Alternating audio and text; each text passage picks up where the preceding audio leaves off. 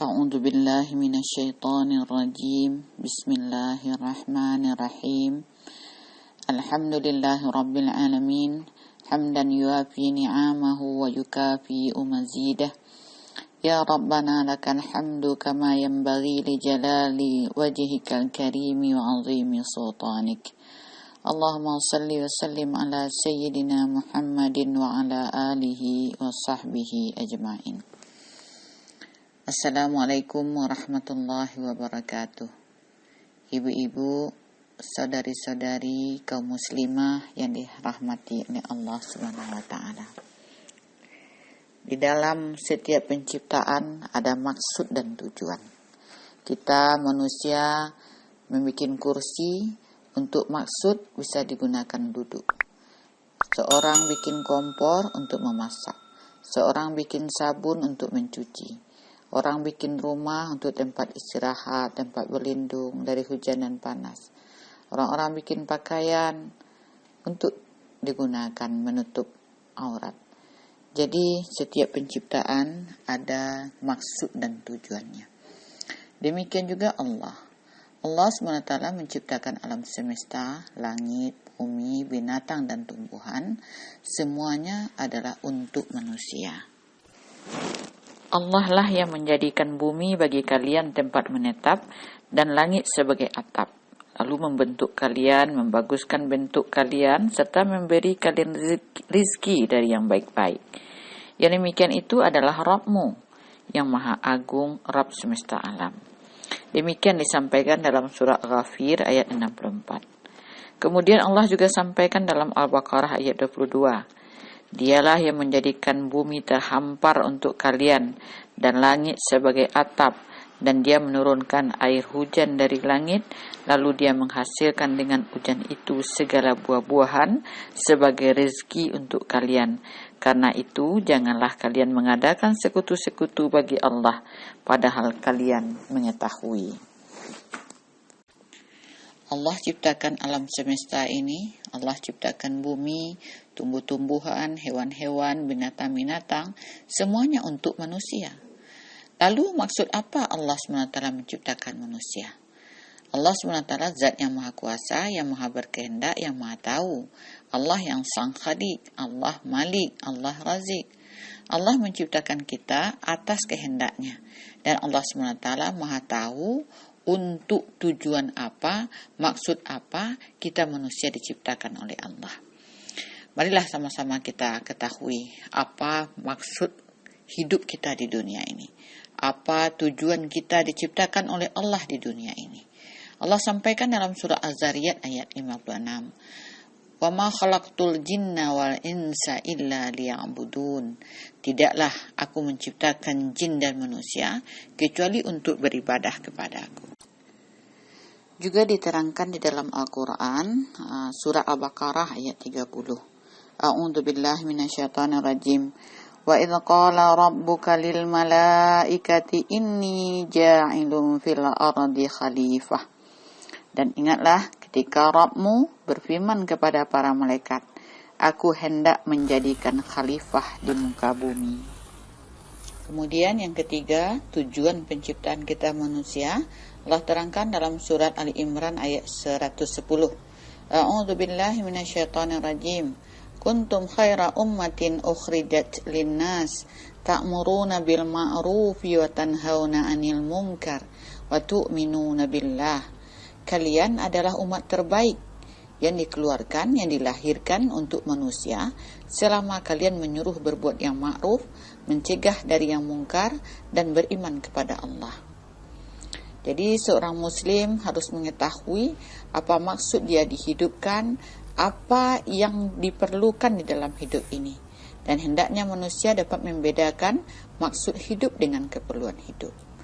Maksud hidup kita tiga tadi, untuk beribadah, untuk menjadi khalifah, dan untuk berdakwah, menyampaikan agama Allah. Itulah maksud Allah menciptakan kita ke dunia. Untuk menggapai semua tujuan itu, maka ada yang diperlukan dalam kehidupan. Itulah keperluan hidup. Ya, yang pertama, kita perlu makan dan minum. untuk agar bertambah kita kuat beribadah, bisa berkhidmat kepada sesama dan menjadi asbab hidayah bagi manusia. Kita makan dan minum bukan sekedar untuk kenyang, untuk berlezat-lezat, untuk mencari kesehatan, kebugaran dan kekuatan. Tapi tujuannya yang sebenarnya adalah untuk bagaimana menguatkan tubuh kita beribadah kepada Allah Subhanahu wa taala. Keperluan hidup yang kedua yaitu kita perlu berpakaian untuk menutup aurat, beribadah juga, karena beribadah pun ada syarat-syarat pakaiannya, dan agar orang mendapatkan hidayah memandang kita cara kita berpakaian. Apabila orang melihat cara kita berpakaian, orang bisa ingat Allah dan bisa melaksanakan sunnah-sunnah Rasulullah SAW.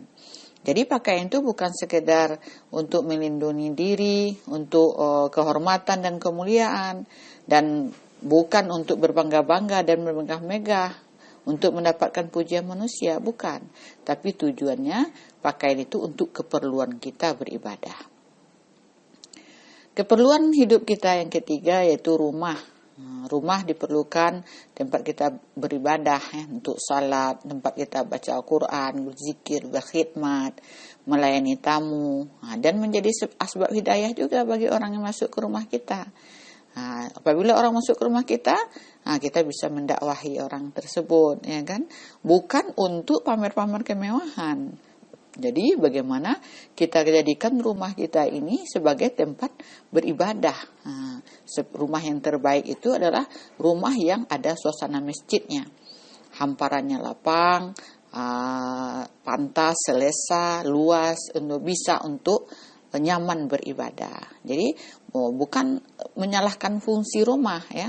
Rumah kadang-kadang dijadikan sebagai restoran untuk makan keluarga saja, ya, bukan sebagai hotel untuk tempat tidur dan istirahat saja, bukan sebagai WC untuk tempat buang air, dan bukan juga sebagai galeri untuk tempat memajang barang-barang.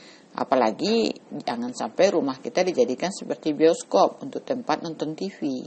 Tapi rumah ini adalah merupakan keperluan kita untuk menyelamatkan, menjaga diri kita, untuk keamanan kita, kenyamanan kita dalam beribadah kepada Allah. Kemudian keperluan kita yang keempat itu kita perlu kendaraan. Ini kita perlu kendaraan. Tujuannya bisa dipakai untuk ke masjid, untuk ibadah juga, untuk silaturahmi, ya, memudahkan dan membantu orang lain, ya, untuk memperjuangkan agama. Bisa digunakan kendaraan kita untuk berdakwah, ya. Jadi kendaraan itu bukan untuk kesombongan, ya. Kendaraan itu bukan menunjukkan status sosial, atau bahkan jangan sampai kendaraan sebagai barang koleksi, ya. Kendaraan dari zaman dulu yang tahun berapa sampai tahun sekarang ada di koleksi. Bukan itu tujuan. Tapi kendaraan adalah keperluan untuk membantu kita mentaati Allah Subhanahu wa taala. Kemudian keperluan kita yang kelima adalah pernikahan. Nikah ini adalah ibadah. Rasulullah SAW katakan, menikahlah, karena pernikahan itu menyelamatkan separuh agama. Kalau orang sudah menikah, sudah selamat agamanya separuh, tinggal menyelamatkan separuhnya lagi. Dengan pernikahan, pasangan bisa menjadi pasangan juga dalam berdakwah, bisa menjadi mitra dalam berdakwah, ya, dalam beribadah, seperti itu.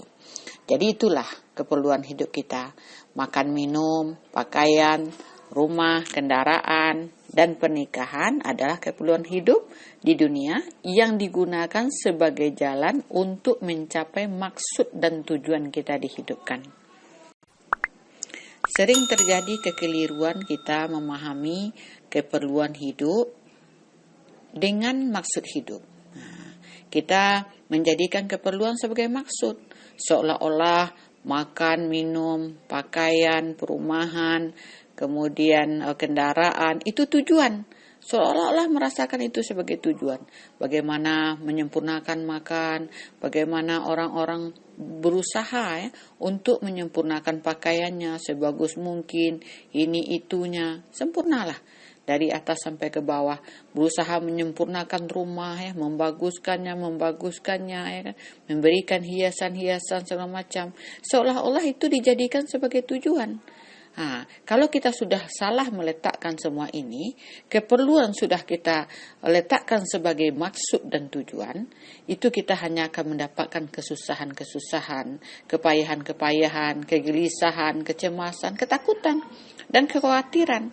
Karena semua keperluan itu sudah menjadi jatah kita, sudah menjadi ketetapan kita, jaminan Allah rezeki kita. Kita risau bagaimana untuk menyempurnakannya, sehingga kita menyibukkan diri kita, mengorbankan diri, waktu, tenaga, hanya sibuk untuk keperluan-keperluan saja. Di sinilah karena tidak tahu, karena kurang paham bagaimana apa sebenarnya tujuan kita dihidupkan di dunia ini. Seolah-olah memang makan yang jadi tujuan, ya. Bagaimana pakaian, menyempurnakan rumah, menyempurnakan kendaraan, menyempurnakan pernikahan. Akhirnya kita kepayahan-kepayahan, kegelisahan-kegelisahan, ya. Kita mengorbankan diri, waktu, tenaga hanya untuk keperluan itu. Inilah kita telah mengabaikan maksud hidup selama ini, sibuk mengusahakan keperluan hidup. Tetapi para sahabat radhiyallahu anhum senantiasa berpikir untuk mengorbankan keperluan hidupnya demi mencapai maksud hidup. Kalau kita tidak paham, justru kita mengorbankan maksud hidup untuk mencapai keperluan.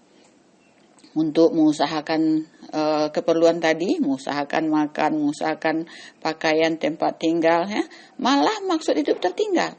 Udah datang waktu salat, belum juga salat, ya kan? Karena sibuk mengusahakan lagi memasak, ya kan? Lagi mengusahakan makanan, gitu. Itu karena kurang memahaminya. Tetapi para sahabat telah paham. Maka mereka, para sahabat radhiyallahu anhum, mengorbankan keperluan hidupnya demi mencapai maksud hidup. Demikian ada yang disampaikan, ya, oleh Rasulullah SAW. Dari Zaid bin Sabit, Rasulullah SAW bersabda, barang siapa menjadikan dunia sebagai tujuannya, maka Allah memberikan kekhawatiran, kecemasan padanya dalam segala urusannya. Dan Allah meletakkan rasa takut akan kefakiran di hadapan matanya.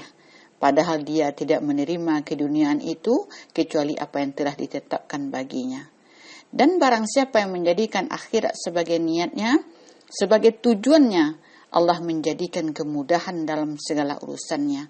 Allah akan meletakkan rasa kaya dalam hatinya, dan dunia datang padanya dalam keadaan hina. Demikian hadis riwayat Ibnu Majah.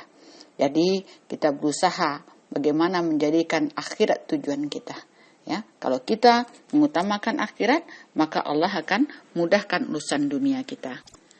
Sudah disampaikan oleh Rasulullah SAW, ya, dalam sebuah hadis. Rasulullah SAW bersabda, Innallaha ta'ala la yu'tid dunya bi'amalil akhirah wa la yu'til akhiratu bi'amalid dunya. Sesungguhnya Allah pasti memberikan keuntungan dunia dengan amal akhirat dan tidak memberikan akhirat dengan amalan dunia. Inilah, semoga kita diberi oleh Allah kefahaman tentang apa maksud tujuan kita dihidupkan di dunia. Semoga Allah beri kita kefahaman sehingga kita lebih bisa mendekatkan diri kepada Allah Subhanahu wa taala. Semoga dengan pertemuan ini kita diperbaiki oleh Allah Subhanahu wa taala.